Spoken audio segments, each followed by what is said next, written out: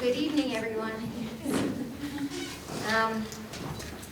My name is Dr. Nancy Fitch, and I'm actually the acting professor for this course, in the sense that I'll be reading all the students' essays, and I'll be at the rest of the lectures here, I think, and I'll be doing your grades for all the students who are enrolled in this course.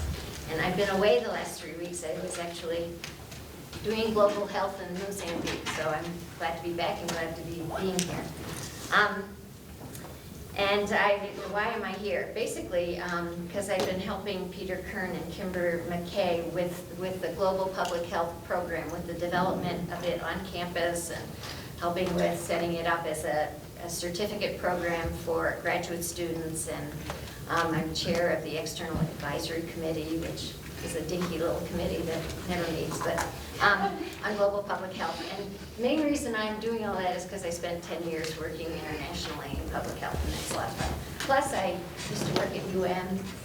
In my former life, I was director of Curry Health Center for many years, so I have lots of fond memories of this place. Anyway, so I have a few announcements, and then I have the pleasure of announcing our speaker for tonight. Please sign in, everyone. It's very important for us to keep track of attendance. For students, it's a requirement for passing the course, and for everybody else, means we'll keep you informed of new lectures, and it helps us get funding. So thank you for signing in. We would really appreciate it if you would fill out an evaluation sheet and leave it here when you leave, because we want to know how we're doing. That would be great. Thank you. This presentation is being recorded by Missoula Community Access Television as part of their service to the community. Please visit www.mcat.org for more information, or if you want to review any of the presentations. They take a few weeks to get posted. I can give you they cablecast on channel 189, and I have their location, phone number if you're interested. Do you have a copy of it? I can give. You mean of their address? Yeah. Let's just write it down. That's all right. Tonight, we have a great speaker. We get to showcase a bit. She's a proud product of the Global Public Health Program on campus. Her name is Cara McKee. She's a senior graduating in human biology with a minor in global public health. She got some financing. The Global Public Health Program does give out some small scholarships to help students get actual experience in global public health, and we'll get to hear about Cara's this evening. She thinks global health is a very interesting field. It's important to know not only how health affects communities and their functioning, but how communities interact with each other. Health transcends local boundaries, so it has impact not just on the direct people it affects, but on society and on community level. And I hope maybe she'll weave that theme into her presentation tonight. She's open for questions at any point. And the fun of this program is learning from people's experience and asking questions. And so please, we hope there are things to learn tonight. Cara, thank you so much for this presentation. Thank you for the introduction, Nancy. So this evening,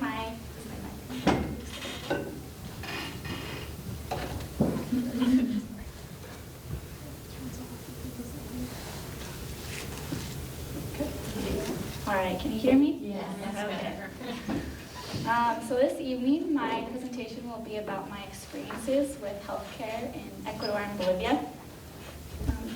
I had the wonderful opportunity this past summer to travel to South America and spend 8 weeks down there. The first 4 weeks, I was in Quito, the capital of Ecuador.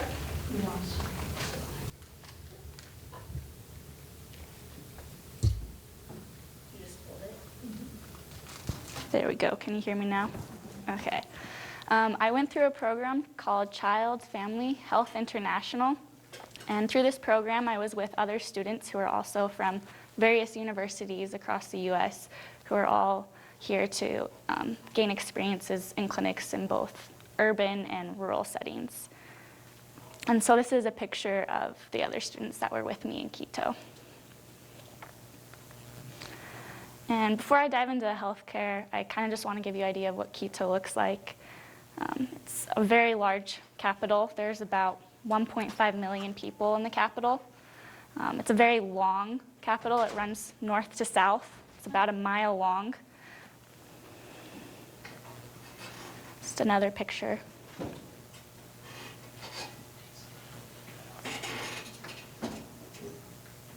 It's a really beautiful city. And this is a statue of the Mother Mary.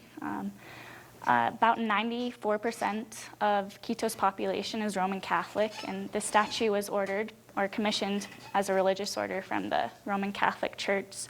And it's just something to keep in mind, to know your population that you're working with, because they had an influence on kind of healthcare, on some of the more conservative views that I ran into.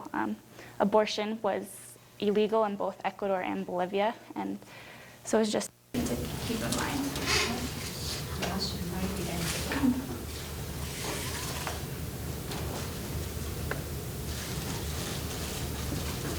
Good? Yes. Okay. Through my program, CHFI,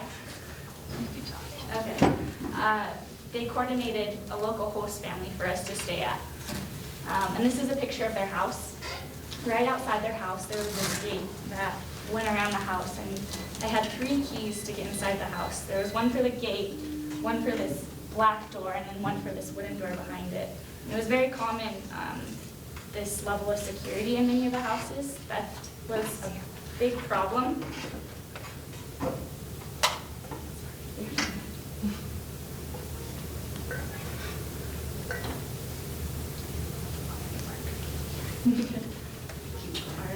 Let me know if I'm loud enough in the back so you can hear me. And like I was saying, theft was a big problem, and so a lot of people would put glass on their walls to prevent people from breaking in or entering. And here's a picture of it right here. This is kind of what it looked like. This was the inside of my host family's house. This was the foyer front area. My host mother's name was Susanna, and my host father's name was Mario. They were both retired and a very loving and generous family. It was a very wonderful experience to spend with them. I had another student staying with me in the same house. Her name was Kristen, and this is a picture of her here. This was our bedroom. We each had our own separate beds. This is the other side of the bedroom. As you can see, there's a TV, but it didn't work though. And this is a picture of the kitchen. We ate all our meals here: breakfast, lunch, dinner.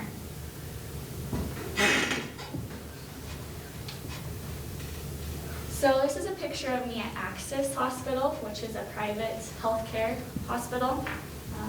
Before we went to our rotations in Ecuador, we met with the medical director who was part of the program.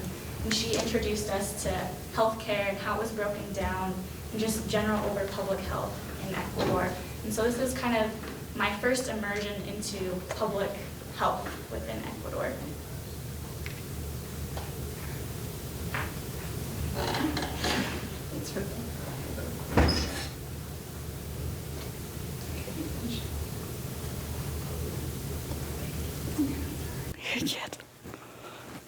I think it's on. Yes. All right. So healthcare has been very successful within the last 5 years in Ecuador.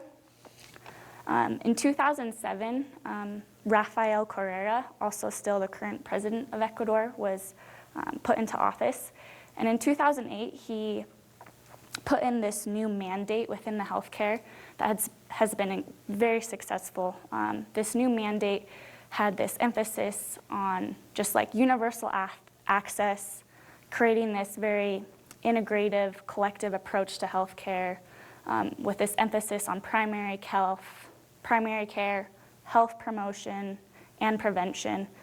And another component was to provide these like quality healthcare services without requiring direct payment by the users. And so this occurred typically via payroll deductions. This was very successful. However, if you weren't employed, you couldn't pay into the Social Security aspect because it happened via payroll. And since this new mandate, the public health care system has put in a ton of money to invest in public health care. And with this increased budget, many of the facilities within public health care have been able to hire more staff, buy new technology, diagnostic materials, build new buildings, and it's been very successful. They've been able to expand the age for pre-existing medical conditions to accept a wider range of people with these different diagnoses. And so there's these main two categories, private healthcare and public healthcare. And about 10% of the population of Ecuador can afford private healthcare.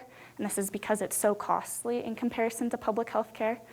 And the other 90% of the Ecuadorian population gets their healthcare via public healthcare. And within public healthcare, there's these two divisions, this Ministry of Public Health and the Social Security Healthcare Program, which was part of the new mandate made in 2008. They're technically the same. They share a lot of the same facilities. They share the same personnel, and they also share some of the same diagnostic materials. So a lot of times you can't even tell if you're getting your public health care via the Ministry of Public Health or the Social Security Program. And the Social Security Program is run by IESS. And I spent 2 weeks in a hospital run by IESS. I'll show you in a couple more slides. And it's been very, very successful. It costs about $70 US dollars per month, and it covers all medical costs, including payroll deductions. It covers co-pays, deductibles. Medicine is included in this cost, and non-residents are allowed to pay into this healthcare program as well. Yes. Is there a per day cost? You say per month? Yes, it comes. Most people stay a month in the hospital. Oh, sorry, it costs $70 per month for the Social Security healthcare program. Yes. Thank you. Yes. And so it's been very successful. And I just kind of wanted to make this point that I read this recent article and I found it very interesting. It was by Bloomberg, but they did this survey of just the overall healthcare efficiency, and after they factored in the cost for the quality they were receiving, Ecuador was ranked at about 20th in comparison to the US at 46. Yeah. And so since this new mandate that was put in place in 2008, there have been a lot of positive trends that have occurred. As you can see, extreme poverty has decreased from 17.4% to 13.4%. And births occurring in ministry health facilities have also gone from 38.5% to 47.4%.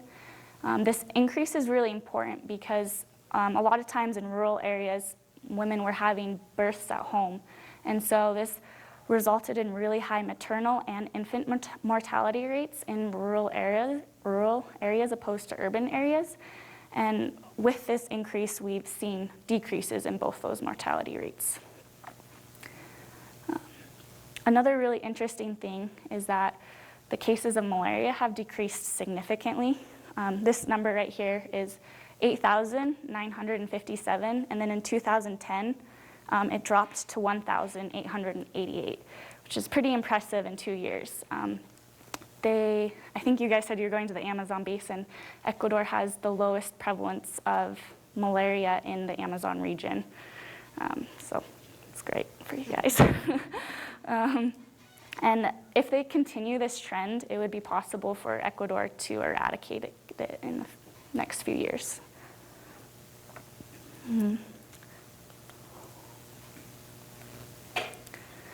It was a really wonderful opportunity to see this new program put in place and to see how successful it had been in such a short period of time.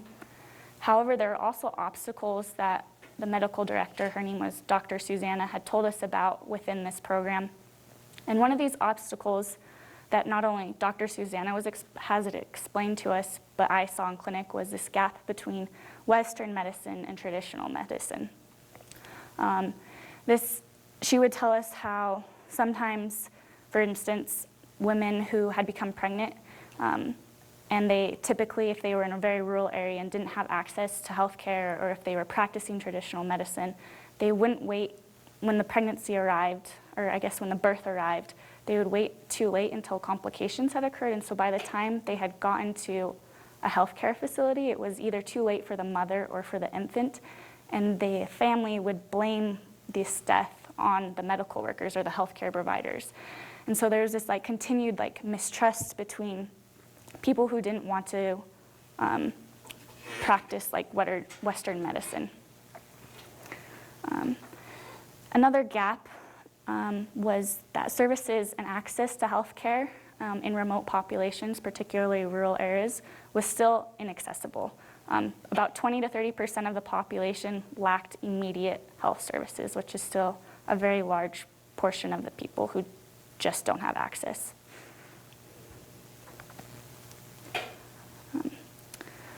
Dr. Susanna also told us that this is a picture of a pharmacy that I would walk past frequently on my way to the hospital. And she had explained that another obstacle that needed to be overcome within the healthcare system was sometimes there was a black market for drugs, and not all the time would a patient need a prescription to go and buy a drug. And this occurred frequently when women wanted to abort a pregnancy, and they wouldn't have a prescription because it was illegal to get one from a doctor. And so they would go in, and the pharmacist, knowing this, would say, take a drug that maybe cost $15, charge $105 for this drug. And so there was this problem of individuals not always needing a prescription. This is a picture of myself at Hospital San Francisco de Quito. I spent about 2 weeks at this hospital. And if you guys notice, in the right-hand corner is IESS, so this building was run by the Social Security Division of Ecuador. The first week I was here, I spent it in the gynecology unit, which was very interesting. I got to see a lot of cool operations. I got to see hysterectomies, cesarean sections. And because this hospital was new, it was built within the last 4 years, a lot of patients were referred to this hospital, and so they saw a high rate of cesarean sections than what was normally typical. Just another picture.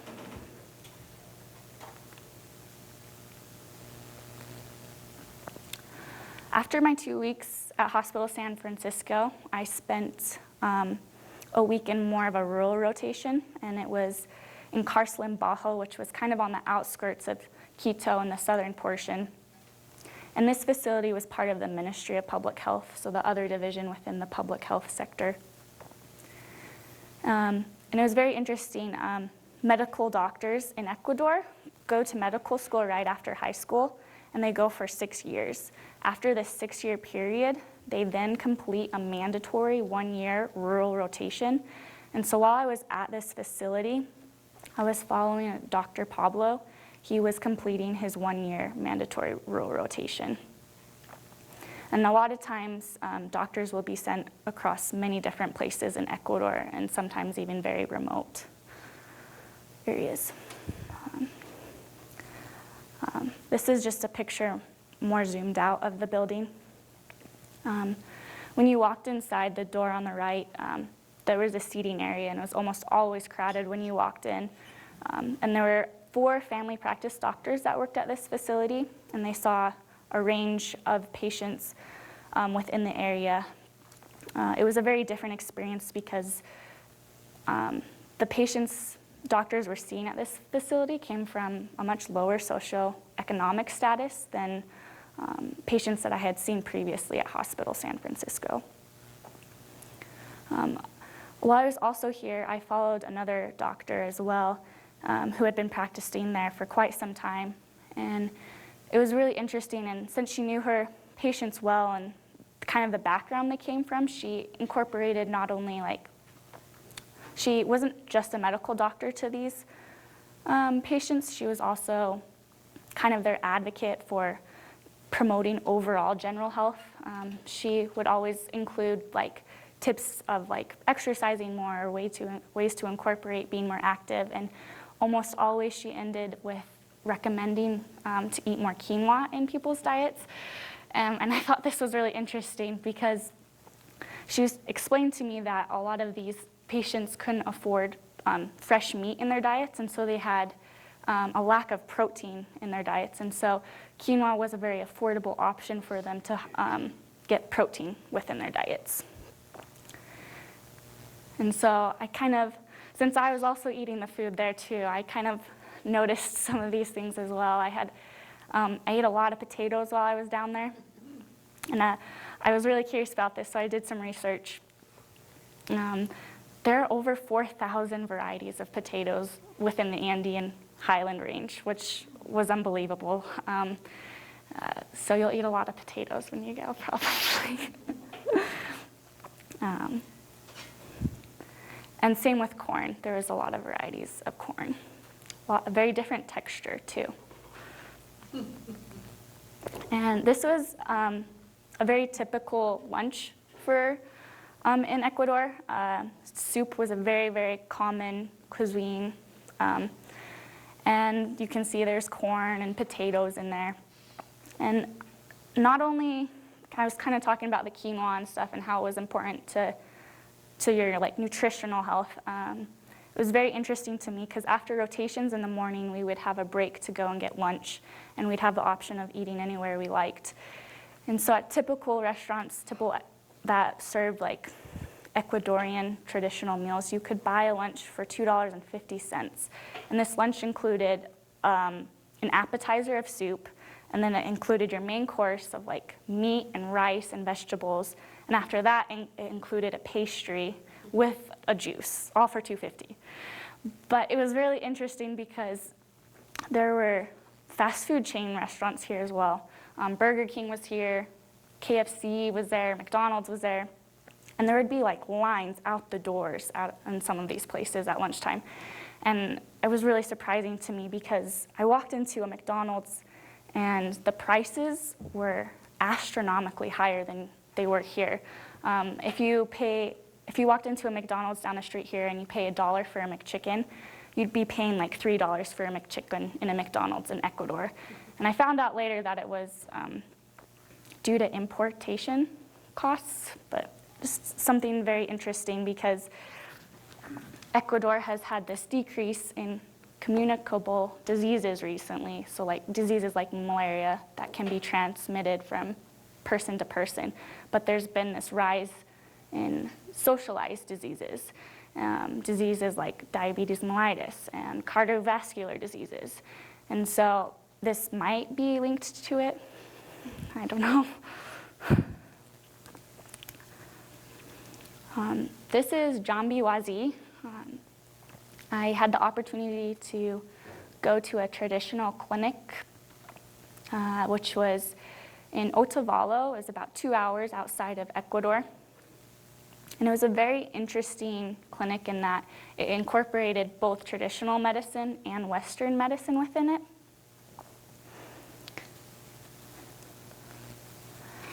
This is a picture of the inside. I took quite a few pictures of the signs within there. And this is the gynecology unit. And the women who worked here were called parteras, which kind of translate to midwives, or at least their role was that of a midwife. And so parteras would practice both traditional medicine, so they'd perform traditional ceremonies, but they'd also monitor pregnancies and deliver babies. They were also trained in ECVs, which is an external cephalic version, and which is just the practice of rotating a baby in the mother's womb if the baby is in a breeched position. However, they're kind of dangerous to perform because if the umbilical cord gets wrapped around the baby, this could be very dangerous.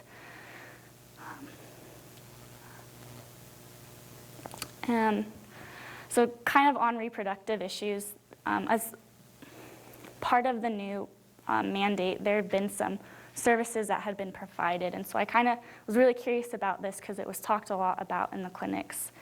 And in 1994, Ecuador had free reproductive health services guaranteed for all. However, it wasn't really enforced. And so in 1998, they put in place a law called the Free Maternity Law in hope that if making it a law, it would be more enforced and carried through in clinics.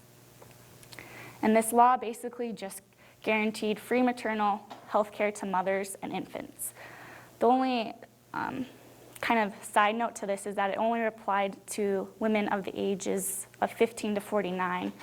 So if you happen to be 14 and you happen to become pregnant, this law didn't apply to you, and you could not, the cover for these services, the cost for these services would not be covered for you. Other services included in the new public health was free contraceptives were provided, family planning, counseling. And it was really interesting because when I was with doctors and they were seeing mothers for maybe prenatal checkups or other reproductive health services, contraceptives were very openly talked about. And so there was this very liberal view towards contraceptives, but yet abortions were illegal, and there was this very conservative view towards abortions, and they were almost, if ever, hardly talked about. When I was in Hospital San Francisco and when I was in the gynecology unit, one time I walked into a room and this female was having this procedure done, and the room was completely silent. And I was trying to ask one of the nurses, like, oh, what was going on? And she just looked at me and like looked very confused and didn't say anything. And I was like, I didn't think my Spanish was that bad, but it was just that the patient in there was having an abortion, and none of the doctors or nurses there wanted to be held responsible, so nothing was being said, or no one wanted to be held accountable for it. And then there's this users committee that has been recently put in place to just kind of help monitor the application of this free maternity law to make sure it's being enforced. This is another picture of the inside of the John B. Wazee Clinic, and you can see Partera right there. I think I'll use my laser. Oh.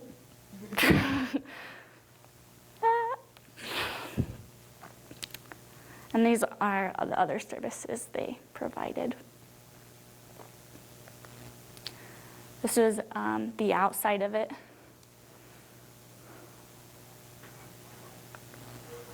This is another picture of a sign within the clinic.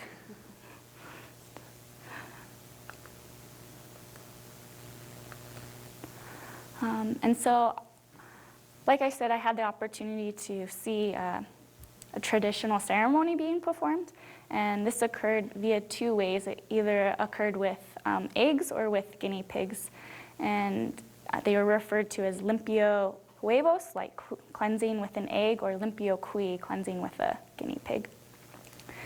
And parteras would perform this ceremony, and patients would come in, and the partera would begin by rubbing the person's body with the cui, and it was to absorb like the bad energy or the bad air.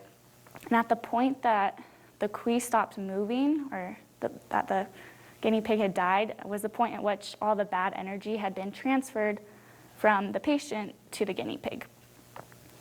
At this point, the Juana was the name of the partera on the left. Juana would cut open the cui and examine the internal organs.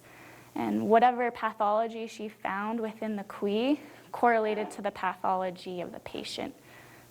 So For example, if like the QI had something wrong with the heart, she would then conclude that the patient had something wrong with their heart. And Would that be like that was like a real medical condition with their heart, or is this like, oh, they broke up with someone? you know, I think it could have been interpreted either way. They were speaking in Quechua, though, the native language, and so I didn't understand almost hardly anything that was taking place. I had to infer a lot from the Spanish, from the coordinator who spoke Spanish. This is Juana. Next slide is a little graphic.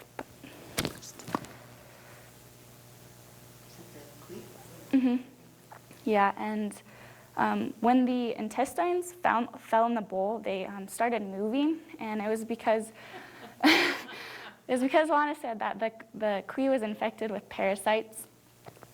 And it was interesting because prior to the ceremony, the patient that was being seen told us that she was in treatment for parasites. And this is just my last picture of Quito, just to kind of sum up my experiences there. Yeah. And so I spent 4 weeks in Quito, and then I spent a subsequent 4 weeks in La Paz.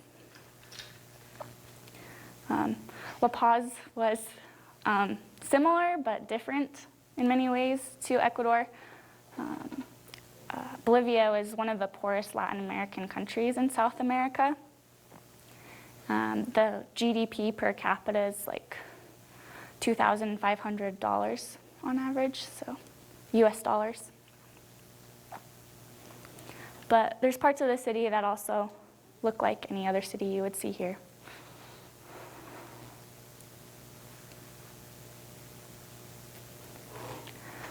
This is a picture of the teleférico, which is a cable car, Spanish word for cable car. And it was built within the last year. People of Bolivia were really, really proud of it. Like when I came, people would be like, "Oh, have you ridden the teleférico yet?" And it spanned the whole city, and it was a way for people to commute and get around the city, which was very much needed because the bus system here was very complicated. In comparison to Ecuador, the bus system is very straightforward to use. It ran right down Quito, right in the middle, and it ran straight, so you could just get off whenever you wanted to get off. It was very different. And this is a picture of the street that my host family was on. Their house was about right here on the left. This is a picture of the outside of their house. And again, they had the gates just like in Ecuador. A lot of keys.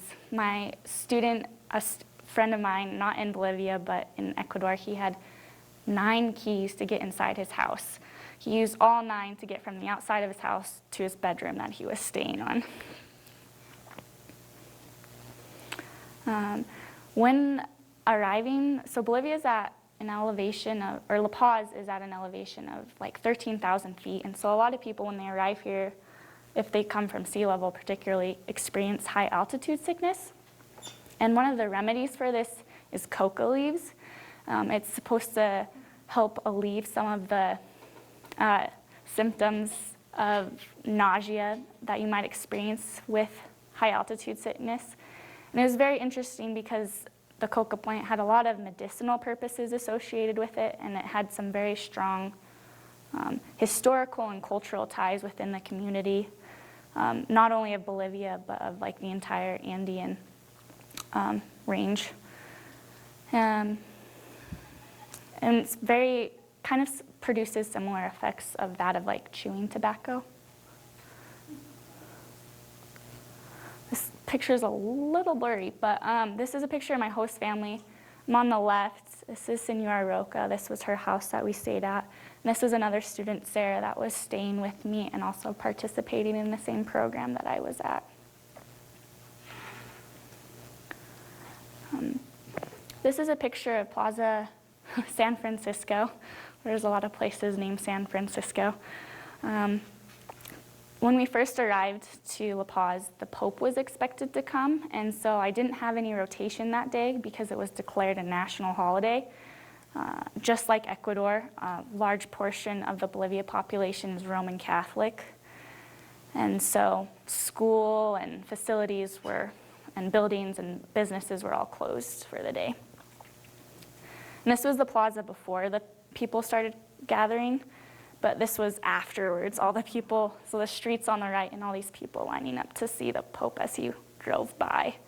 But it was really interesting. When we started walking to the plaza, people were camped out, and it reminded me kind of like a 4th of July parade. Like people were barbecuing and like had umbrellas out and were putting on sunscreen. It was a very unique experience. This is just another picture of the plaza. This is a picture of what my walk looked like going to the hospital here in Bolivia.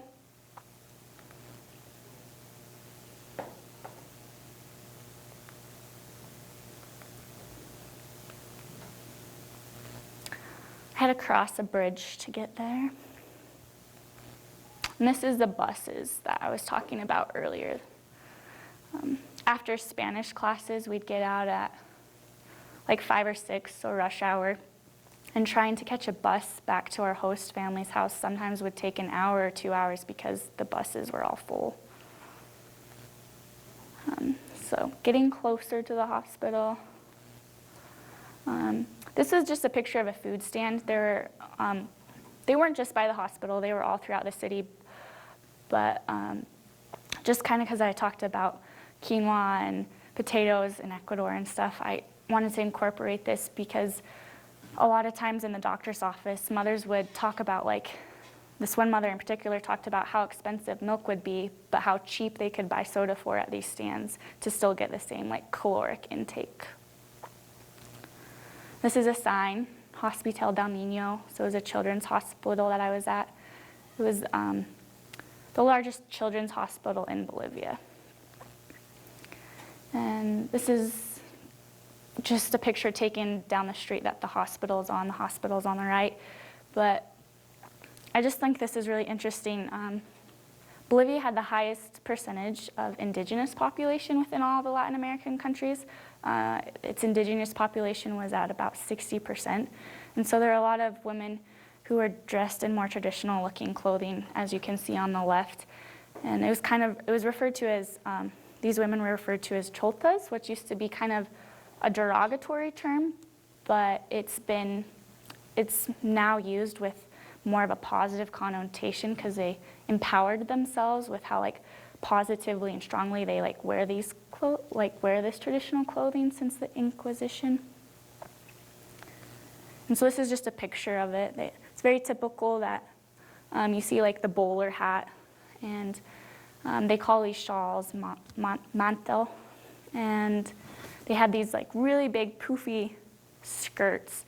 And I found out later that the skirts are about like 8 meters of material, so they're really heavy.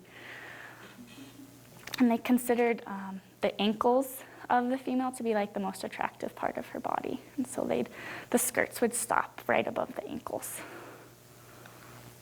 And this is another picture.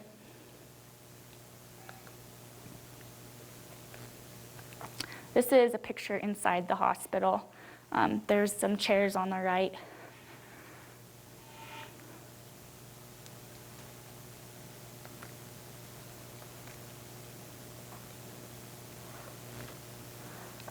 And then, I can't really see that, but so we were seeing, a lot of the patients we were seeing in this hospital still practice traditional medicine at home, but they came to the hospital for other services. And a lot of times mothers didn't quite understand the significance or the importance of vaccinating children. And so this was something that arose quite often in clinic of the doctors that I would be with educating whether it was a mother or father with them on why might we immunize our children. And not only was Bolivia a part of this program, but Ecuador was as well. the expanded program on immunizations.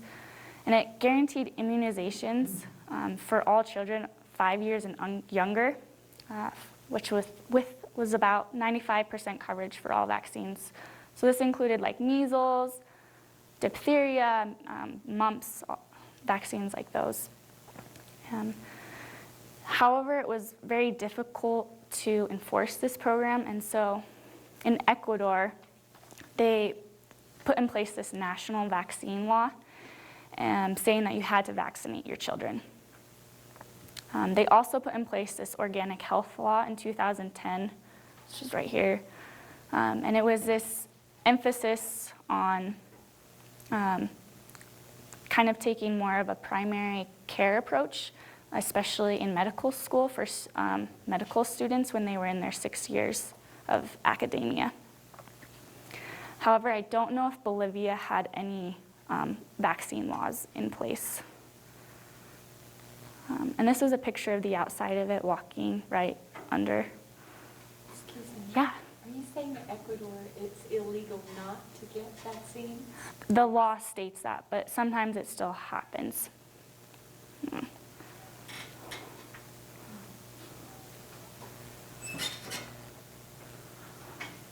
This was just walking up the stairs in the hospital. This was a sign. And this was a waiting room. It's not this dark. This photo just is looking really dark, but the waiting room was very crowded in the morning. A lot of people would be standing. There wouldn't be enough seats. And I followed a doctor here. She specialized in infectology, and this was her office, Dr. Saletti. And at this point, it was really cool. My Spanish, particularly my medical Spanish, had become proficient enough that I could take clinical history. So I would type them into the computer as she was talking to the patient. And so this was the other side of her office.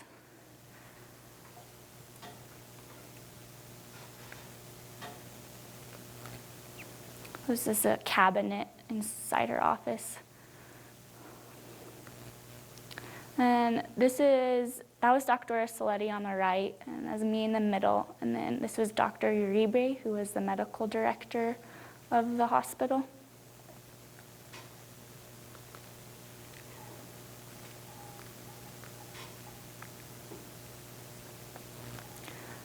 This is, again, another picture of me and 2 other students who are also in the same program with me.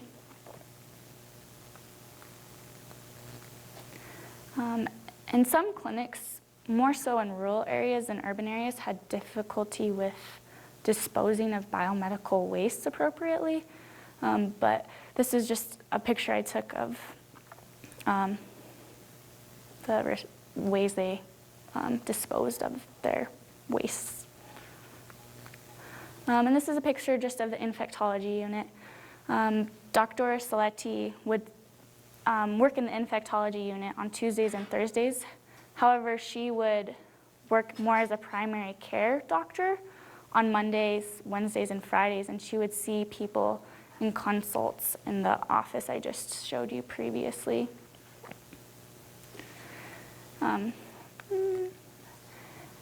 Another week, I had an opportunity to follow another doctor, and she specialized in pediatric nephrology, and this is a picture of the inside of the nephrology unit.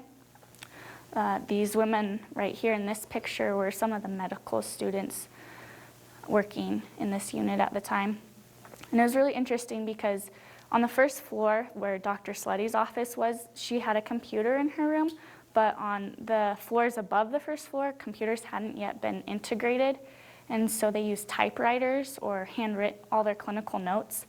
And so when we would go around to each, right behind this wall, there would be beds, and there were about 12 beds in this room. Someone would push a typewriter on a little cart to each bed, and we would start at bed number 1, and Dr. Desi would be talking about the patient and their diagnosis and what they were doing for this patient or what they could be doing differently. And so this person would be typing on the typewriter the whole time. And after they were done with patient number 1, they would move to the second patient, and they would continue that around the rest of the beds in the room.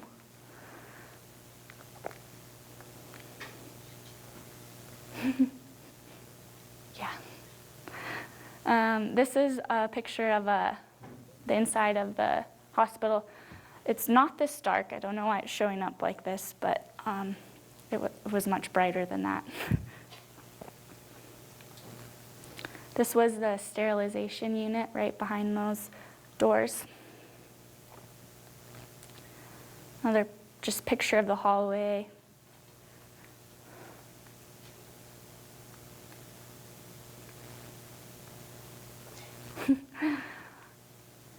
Another picture.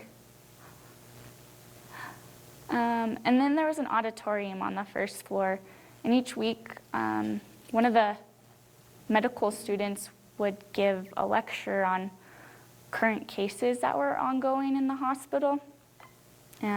We attended these, like I said, on a weekly basis. And they were typically about cases that were very interesting or very different.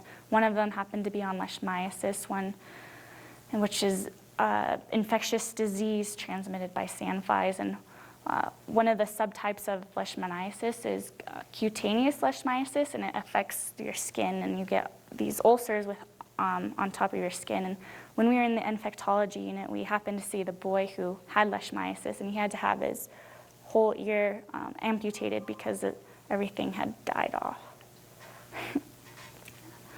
And this was just a Mother Mary in the corner. A lot of people would come here and pray. Dr. Desi, the nephrologist, handmade actually all the dresses for the Mother Mary, and so we were actually with her when she changed her dresses. They were very beautiful. I think they probably took her a lot of time to hand make them. And then, so we went to rotation in the morning, and we had lunch, and we would go to Spanish classes after. And this was just a picture of this. This wasn't the room we went to Spanish class in, but this is a picture of the church that was in the university that we were taking Spanish classes at in Bolivia.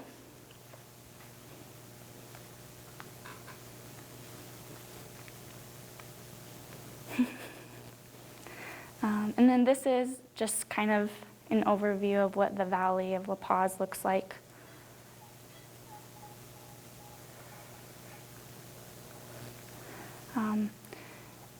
And the last day I was leaving La Paz was the national holiday of La Paz, their Independence Day. And so it was kind of a fun farewell, but it was just a festival full of lots of dancing and food, and we got to see a lot of organizations dressed up in like the traditional clothing dancing down the streets. So these are just a few of the pictures.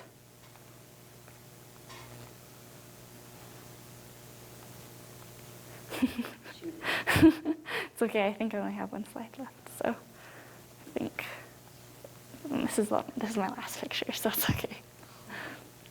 So, but yes, that's my presentation. That was really, really, really fun. I enjoyed that enormously. Thank you so much. I like the food and the costumes, the homes and all that. Yes. Thanks. It's really fun to see that students can get exposure to real global health here at University of Montana. So thanks so much. Yes, no problem. Does anybody have any questions for Cara? Yes. So what do you hope to do with after this experience? I mean, what do you hope to do in the future? I want to go apply to either PA school or medical school, and I would love to continue to give back to different communities. So it was really a wonderful experience to learn different things. Yeah.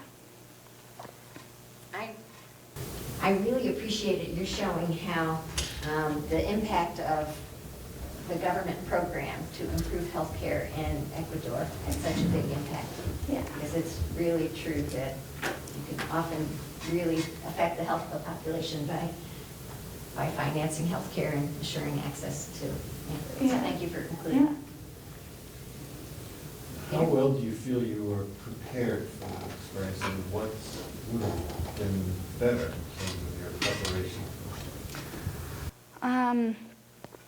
I I took Spanish in high school, but it had been a while since that point, and so I took a Spanish class in the fall before the summer I left. And I wish I would have had more opportunities to take more Spanish before I went, because the first couple of weeks were very difficult. I understood very little of what was being spoken between the healthcare provider and the patient. But I think you kind of learn best that way, though, by immersing yourself. So Spanish classes. How much did it cost?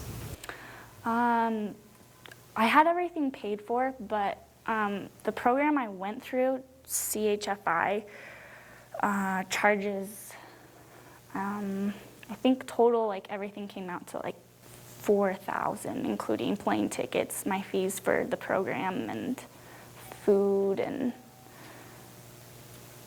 about $4,000 to $5,000. Yeah. Any other questions? Thank you very much, Yeah. Cara. That was really Yeah.